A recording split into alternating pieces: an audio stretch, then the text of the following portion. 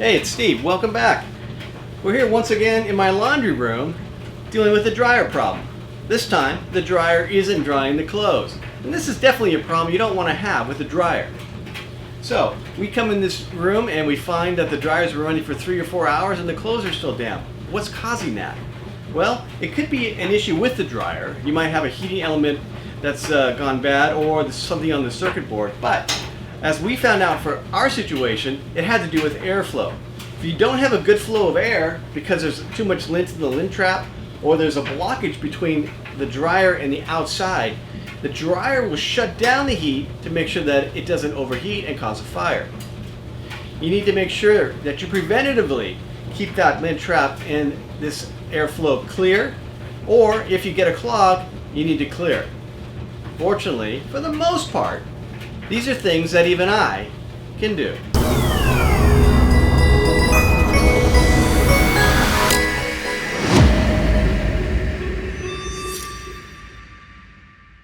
Okay, so let's tackle this problem. Now, the way dryers work is you have to have a steady flow of air from the unit out. And if you have an impeded flow of air, either in your lint trap or through your venting system, that is going to impede the airflow, which is going to prevent your dryer from heating up properly. The system will automatically shut off the heat so that you don't end up getting a fire.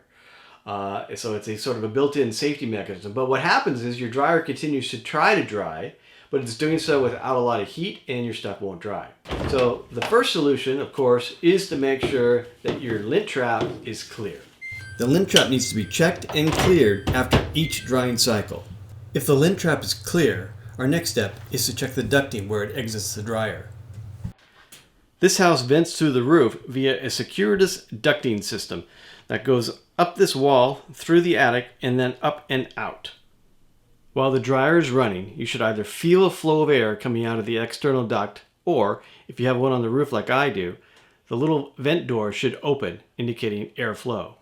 We're dealing with an electrical appliance here. Always a good idea to unplug it before we get started. Let's do that. It's the black one. Alright, next we need to remove our venting from the wall. There are a couple different styles. This one has a little bracket that has a single screw. There are others where you squeeze and pull it off. We're just going to get in here, loosen this screw enough, and that will pull easily away from the wall. Same thing here on the dryer side, single screw. We just need to loosen that a little bit. And that will pull away from the wall. Okay, so we have our ducting off. We want to make sure this is clean inside. So you're going to dump that out, vacuum it out if you need to. This one had just a little bit of grit in there. Let's take this opportunity to vacuum up all the lint we can see around the dryer that's escaped, the back of the dryer, the ducting hole, and of course the lint trap itself. Okay, to blow any excess lint or other debris out of our ducting, we're going to make ourselves a little do-it-yourself blower here. I'm taking a standard leaf blower, take a rubber band, stick that on the end of it.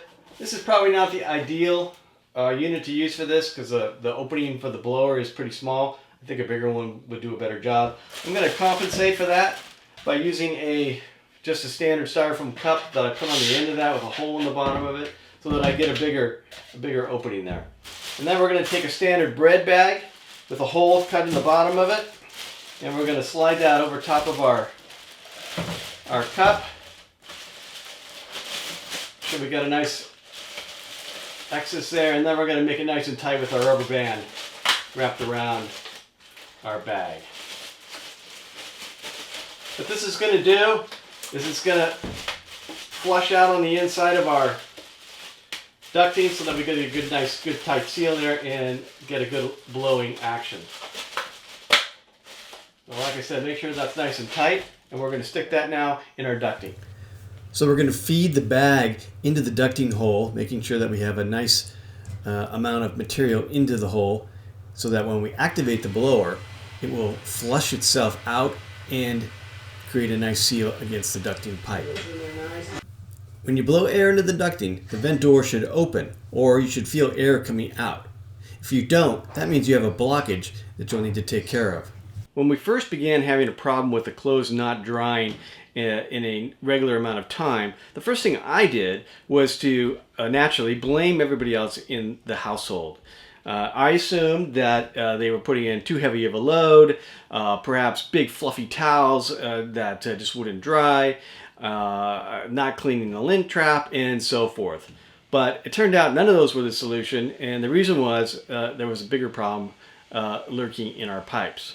Now, unfortunately, I didn't know that, and so rather than watching helpful YouTube videos like this one, I instead called the dryer repairman who came out. He opened up the machine and found that there was nothing wrong with it. But, of course, it was still a $100 charge for his visit. He did tell me, however, that the problem lay in the pipes, that we had a clog, and he recommended that we call someone out to have those pipes cleared. So, of course, once I found out what the problem was, I thought to myself, wow, that's something that even I could do. I thought it would be simple as removing the ducting, running something up into the pipes to clear the clog, and having the situation resolved. And I did try that. It took me probably all morning to use a snake that you would use to clear a drain, running it up in there, trying to find the clog and clearing it. The problem was the clog was up near the top, right near the exit point, where you would have to access it from the outside. I only operated on the inside. So as I mentioned earlier, the vent for this dryer is on the roof, the second story roof of this rather tall house. Now, I personally am a bit afraid of heights, so I'm not too keen on being up on a high roof. I don't even like those tall tables at Chili's. So no way was I getting up here. So I called a guy, and he came on the day of one of the heaviest rains we'd had in like 5 years. When he showed up, he somehow miraculously parted the clouds like Moses, got up on the slippery roof, and with his bare hands started reaching into my vent and pulling out 9 years worth of lint. So to help break up the clog, he used a high pressure air system powered by a compressor, and forced the lint back out towards him, where he pulled it out bit by bit until the clog was cleared. Alright, so with our pipe cleared, we're ready to go back inside and reattach our internal ducting. Now, could we have done that ourselves? We may have been able to do it if I was not afraid to go on the roof, but also he had a special tool that he attached to his air compressor that blew the lint backwards out of the ducting. That was a helpful piece. So if you do it yourself, you want to try to look for something like that. We don't want to push the lint deeper into the duct and farther down where you can't reach in and grab it and pull it out like he did. So with that, let's go inside and put our ducting back together. All right, we're ready to reinstall our ducting. Now, I am going to install a new duct. I just purchased this genuine GE product. I like it because I know for certain, well, according to the box anyway, that it is UL approved. There is a fire standard here, the UL 2158A standard, and you want a duct that meets that standard, and this one does that.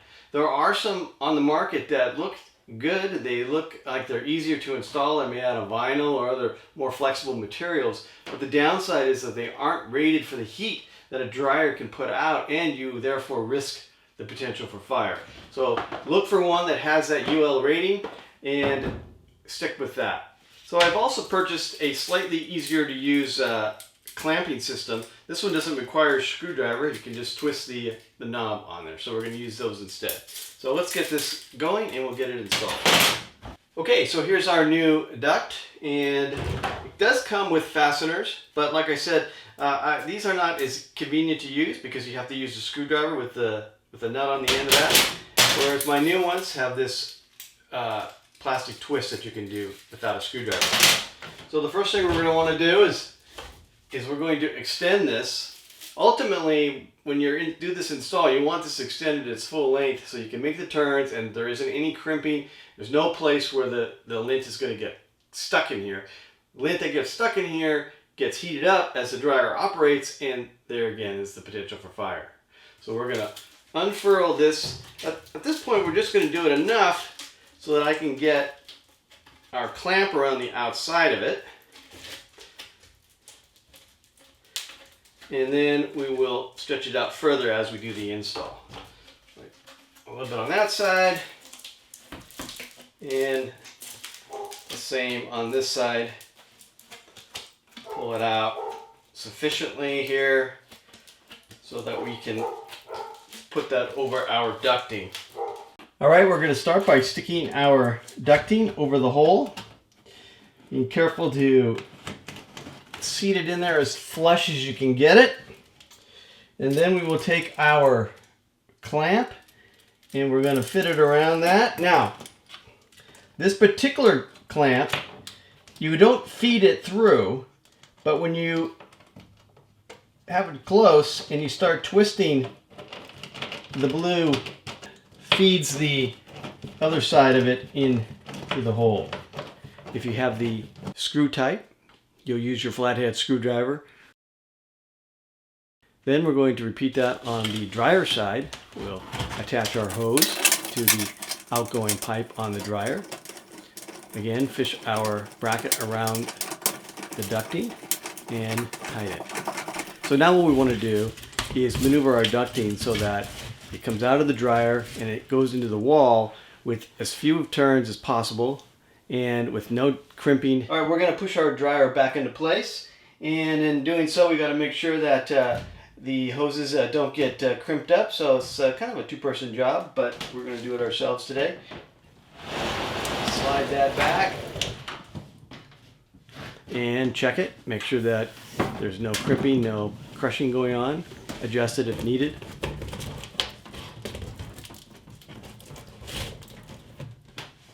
Push it back a little bit further until you have it back as far as you can get it. All right, our final step, plug the dryer back in. Okay, so hopefully that solves your problem and you're now getting some dry clothes. It is unfortunately not the only thing that can be causing this problem. You might need a new circuit board in your unit. We do have a video on how to replace those as well, so check that one out. I have a link for that down below. Otherwise, it could be your heating element, or there could be a number of other issues. Those things I haven't tackled. You might need a repairman for that. Hopefully this video was helpful. If it was, please subscribe and please like. And thank you so much for being with us today. Until next time, this has been Steve for Things Even I Can Do.